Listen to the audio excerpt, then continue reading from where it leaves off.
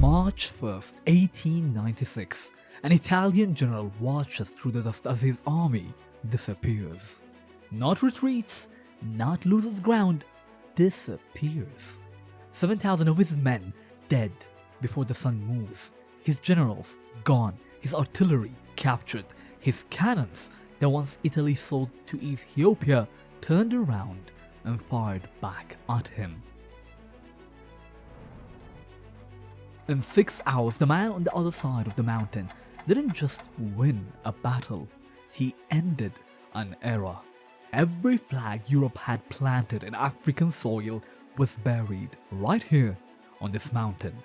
The most insane part, he planned this, all of it. He had smiled at these men, shaken their hands, signed their treaties, taken their weapons and their money and their confidence, and the entire time, he was already engineering the ending. This is the story of a man who manipulated his own people into glory and made the most powerful nations on earth his personal chess pieces. A man so controversial, his own people are divided on whether they hate him or not. A villain to some, a god to others. His name was Menelik II. But one thing is undeniable. He won. Before we even get to the man, we need to feel the world he was living in, because Menelik didn't just win a battle, he survived an era that was specifically designed to make sure he couldn't. Picture this, it's the late 1800s and Europe has essentially decided, officially with paperwork, that Africa is up for grabs. In 1884, the major European powers sat down at a conference table in Berlin to divide the African continent between themselves, drawing lines through kingdoms that had existed for 1,000 years, through ethnic groups, trade routes, sacred lands, ancient borders, none of which any of them had ever seen in person. They called it the Scramble for Africa, and what followed was the most brazen land grab the world had ever seen. Within 30 years, 90% of the continent was gone, and the kingdoms that tried to fight back, well, they found out very quickly what European military power actually meant up close. The Zulu had one of the most feared warrior cultures on the continent. They were broken. The Ashanti had been building their empire for 2 centuries. They too were broken. Then in the Bele, the Sokoto Caliphate, the Benin Kingdom, broken, and broken. The formula was simple and it worked every single time. Show up with rifles and artillery, win in an afternoon, and write back home about how you won and civilized the savages. The idea holding all of this together was the thing that let European men look at themselves in the mirror while doing it all. And it was one simple claim, that Africans couldn't possibly govern themselves, that this wasn't theft, it was a favor. They genuinely told themselves that. It was in their schools, their churches, their newspapers. The whole machine ran on it. Now zoom in on Ethiopia. Ancient, Christian, and sovereign for over 1,000 years. The country that defeated every invader who came before, that has its own alphabet, its own calendar, its own unbroken thread of identity stretching back to King Solomon himself. And in the 1880s, they were completely surrounded. Britain territory pressing from the east and south, Anglo-Egyptian Sudan sealing off the west, and from the north, moving with the hunger of a nation that arrived late to the colonial party, was Italy.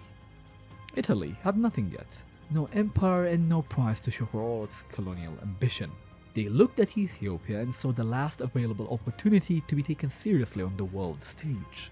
I mean, they had rifles, they had artillery, they had the formula that had worked on every other African kingdom they'd encountered.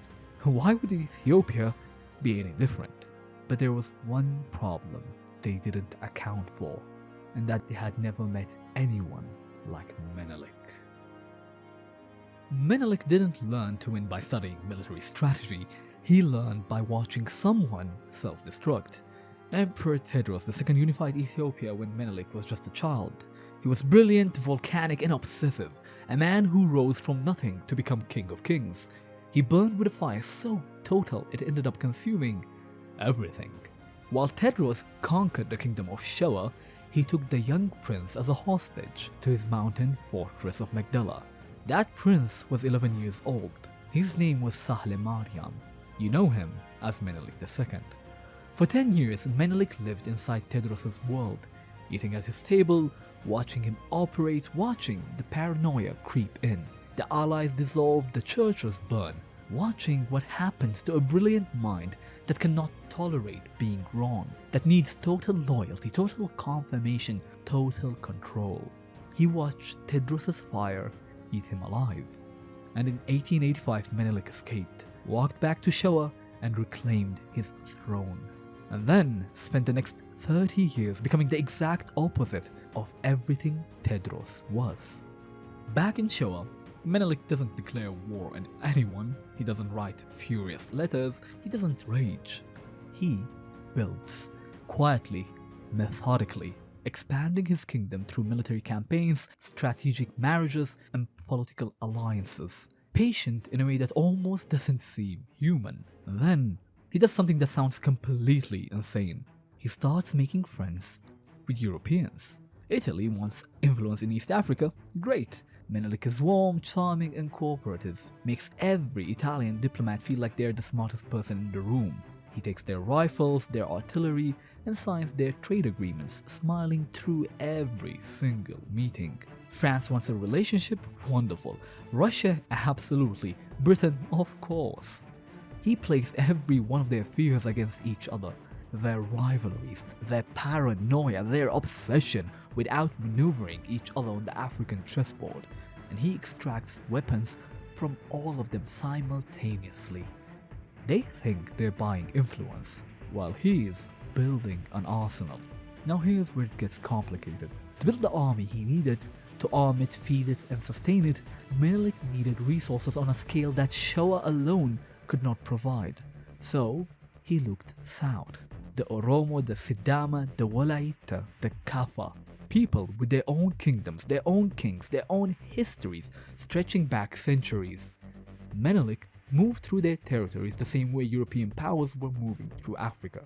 With overwhelming force, strategic alliances were useful, and absolute absorption of everything that fell.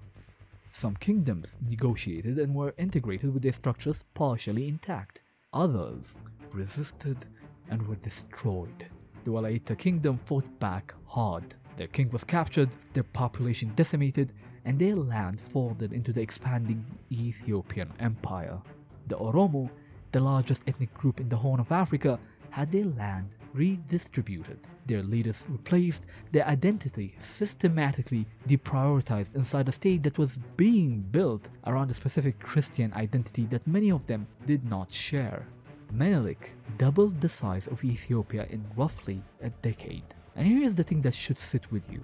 The same argument Europe was using to justify the Berlin Conference, that some people were simply incapable of governing themselves, that absorption into a larger civilizing power was inevitable, Menelik was using a version of that argument, just with an African face and an African flag. For many Oromo people today, Menelik is not a hero who saved Africa. He's the man who colonized them, the man who celebrated while their history got erased from the story of Ethiopian greatness he created. The coldest part, Menelik knew exactly what he was doing. He wasn't blind to the contradiction. He looked at it, made the calculation, and paid the price in other people's suffering. He kept moving without even flinching. That's the devilish part right there. In 1889, Emperor Johannes IV dies in battle. Menelik moves immediately, crowned King of Kings. The Europeans aren't worried. He's been so cooperative, so manageable. Italy decided it's time to make the arrangement official.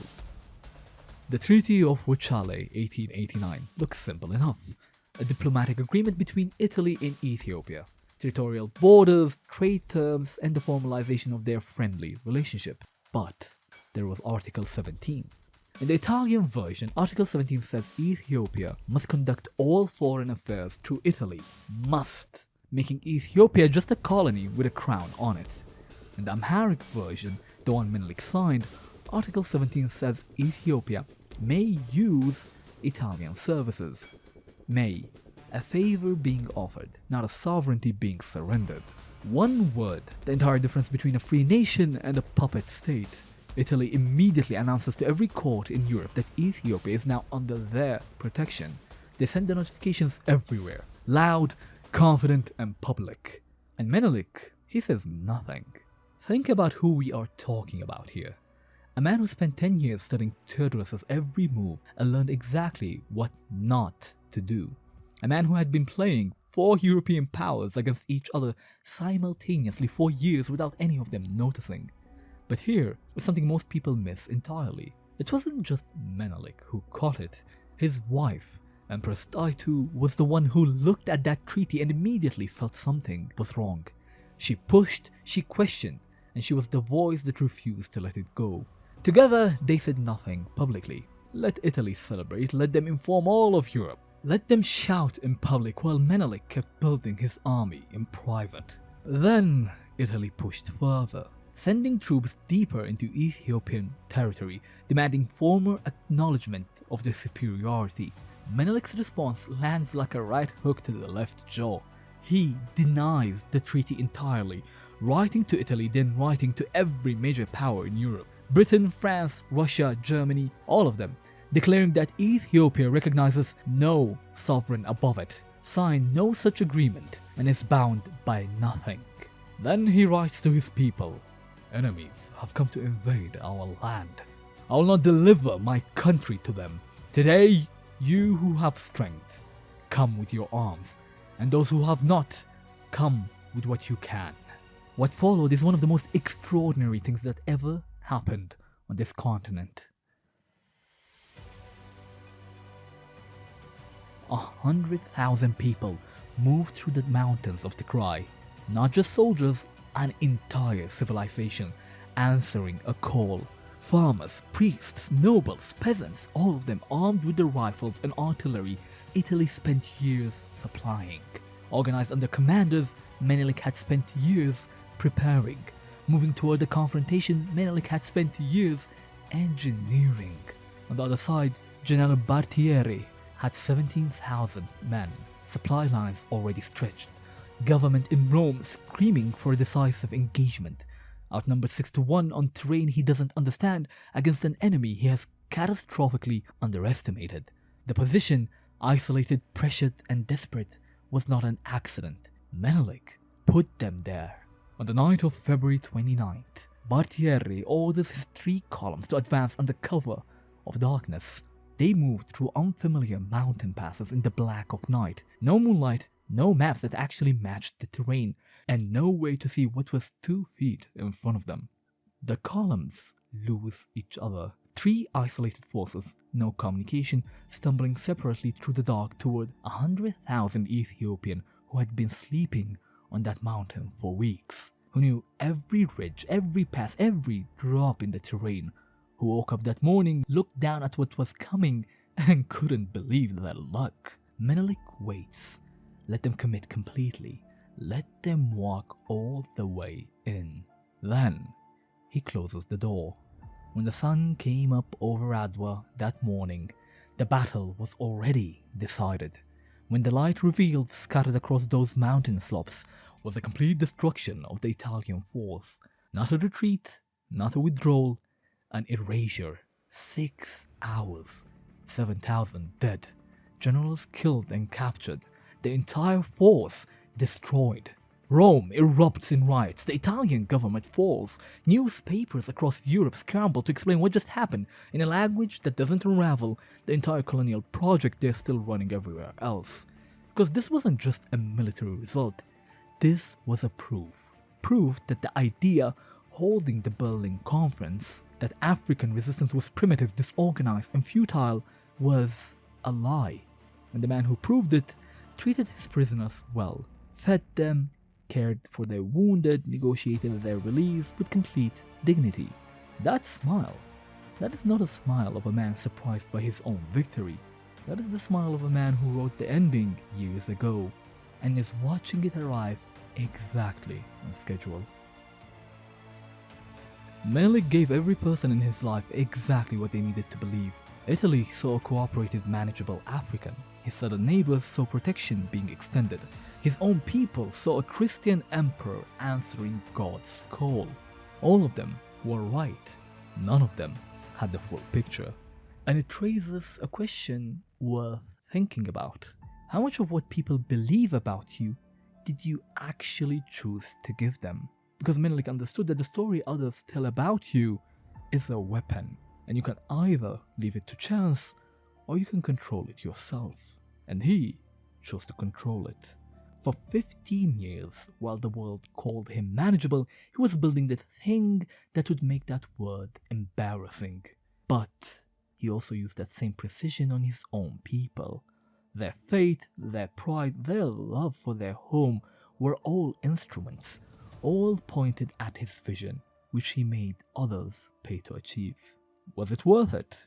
That depends entirely on who you ask. Menelik knew that, just decided that question was someone else's problem. The fact is, while 90% of Africa was claimed by outsiders, Ethiopia stood. A villain to some, a god to others. But I'm curious to know, what do you think about all of this? Would you have done the same? Or would you have found another way?